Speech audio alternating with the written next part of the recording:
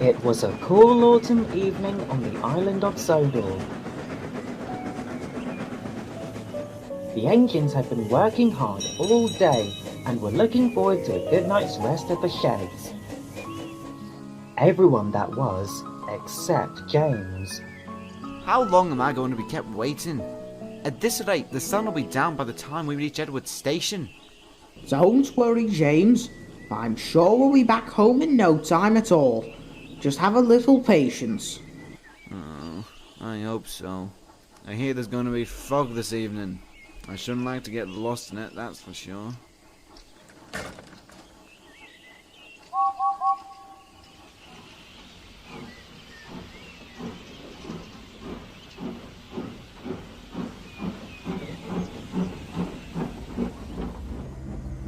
Unfortunately for James, the fog came down thick as he made his way down the line. It was so thick that James's lamp had a hard time shining through it. Stupid fog. Driver, I can't see a thing. Neither can I, but we'll have to carry on.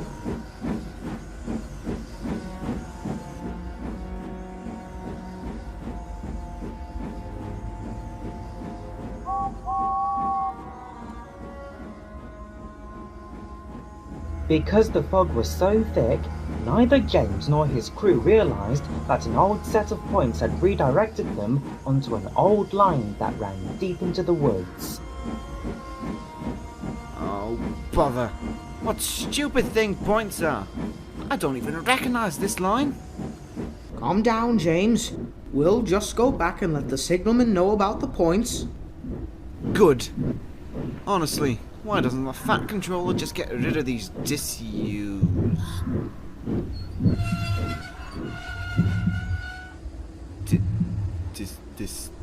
Disused. James? Is everything alright?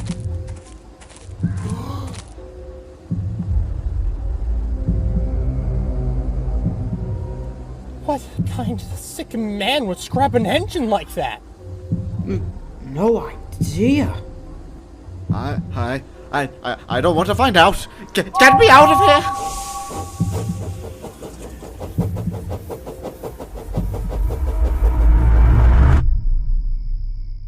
At the sheds, all the other engines were settling in for the night. Except Thomas, who was worried about James.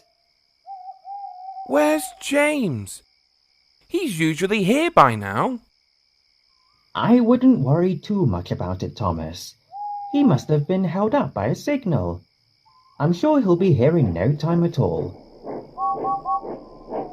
Ah, speak of the devil.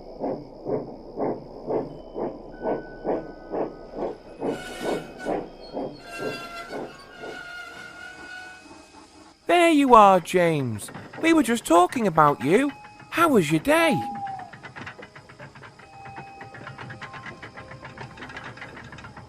James, are you all right?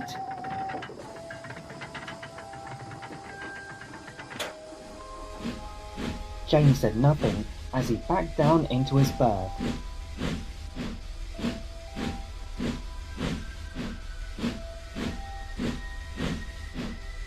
He was unusually quiet and looked very pale.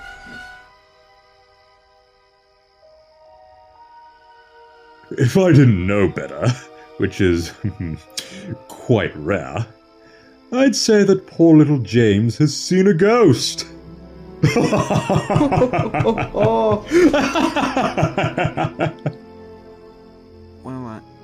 I did see something. What is it? Oh, has scary Jack Frost come back to pay you a visit? I saw a scrap engine. That's it? I understand it is rather distressing to see those poor souls, but you've seen them hundreds of times, James, and never once have you looked this disturbed. This one was different. How so, James? Well, it was cut in half. clean through the middle without a fault at all. And its other half wasn't anywhere to be found. It wasn't like anything I'd ever seen before. All the other engines were very disturbed by what James had said. Even Gordon, who was now regretting teasing James. James, you must have seen a victim of the half engine. Are you serious right now, Thomas? I am in no mood for your teasing tonight. I'm not teasing. I know why that engine is like that. Go on then, Thomas. Tell us. Well, many years ago, before the Fat Controller's Railway was the Fat Controller's Railway, there were several engines that were brought in to help run and maintain the railway. I was one of these engines, along with several others. However, there was one that was different. Something horrible went wrong during her construction, for she only had half of her face, the other half being her smokebox door. We could hardly understand what she was trying to say. Maintenance on her was a nightmare to watch or listen to, and through all of this, she was in immense, excruciating pain. Her cries and pleas for the pain to go away were so horrid that me and the other engines could hardly stomach it.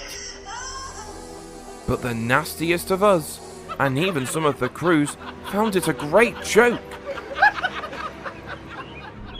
This would all boil up inside of her, and one day she changed for the worst.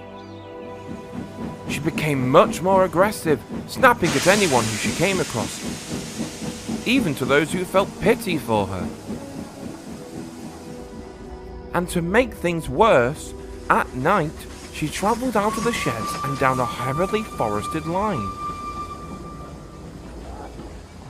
And when she returned, she would do nothing but talk about how we and the whole railway would perish in her garbled, barely identifiable speech. Some of us, myself included, believed she had been driven mad by all the pain she was enduring, seeking any way to be rid of her deformity. Eventually, the Fat Director had had enough. He ordered another engine to take her away to be cut up for scrap. At that same time, me and another engine were heading back home. As we made our way down the line, we could see smoke and the sounds of multiple fire engines. We rushed to see what had happened. And it's a sight I'll never forget.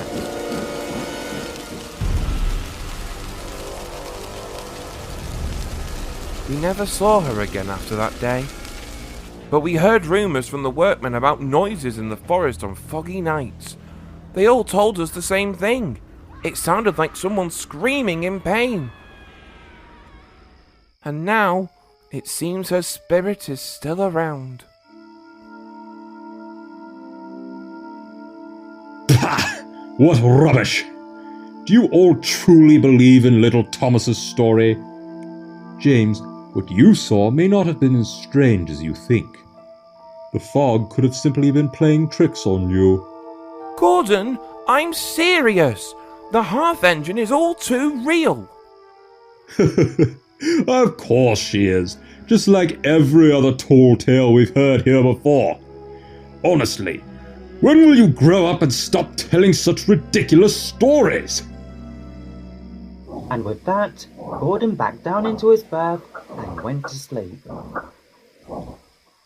The other engines followed suit, but some found it hard to sleep that night in fear that the half engine was around.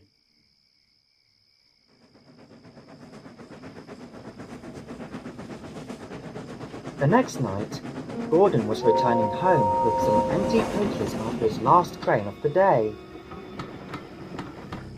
Once again, the fog came down, much thicker than the night before.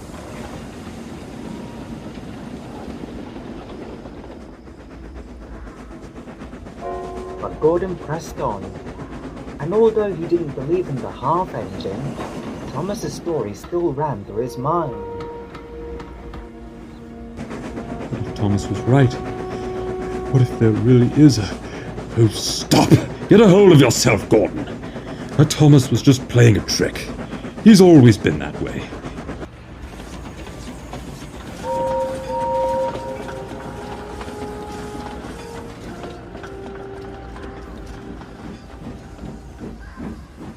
Just then, he saw a red signal up ahead.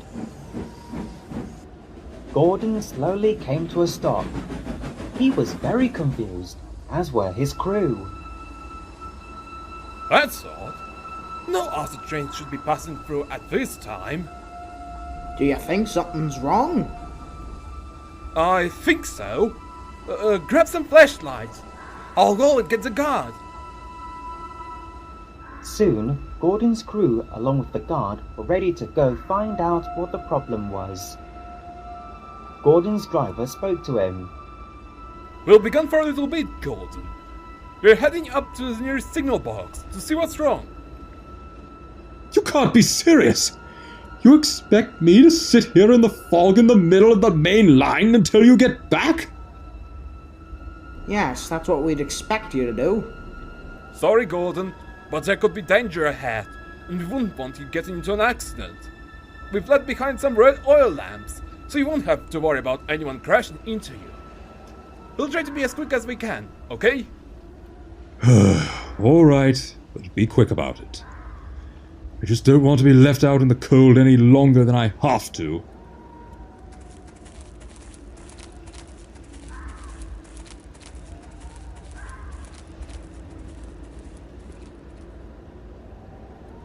As time passed, Gordon began to feel more and more uneasy.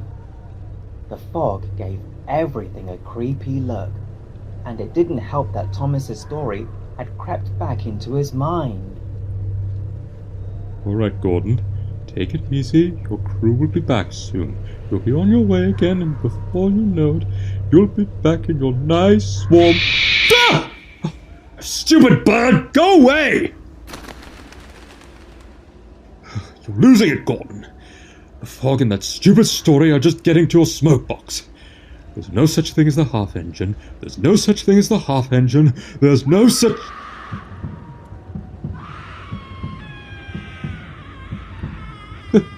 Hello? Whoever that is, this isn't funny. Knock it off.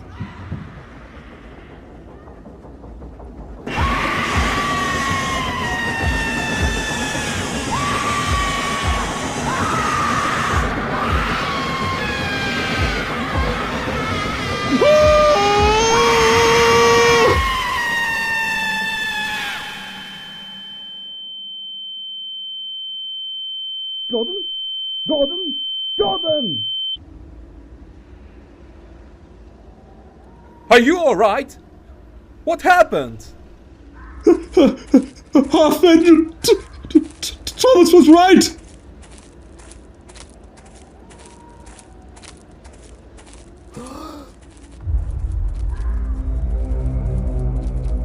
Now, how on earth did this happen?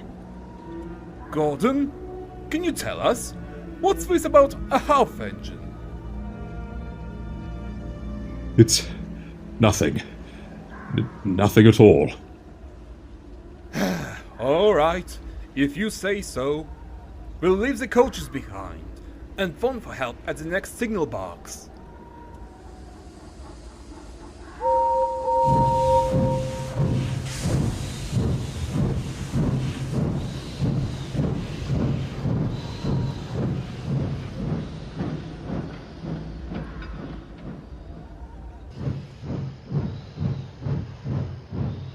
Gordon soon returned to the sheds, still shaken over what he had seen.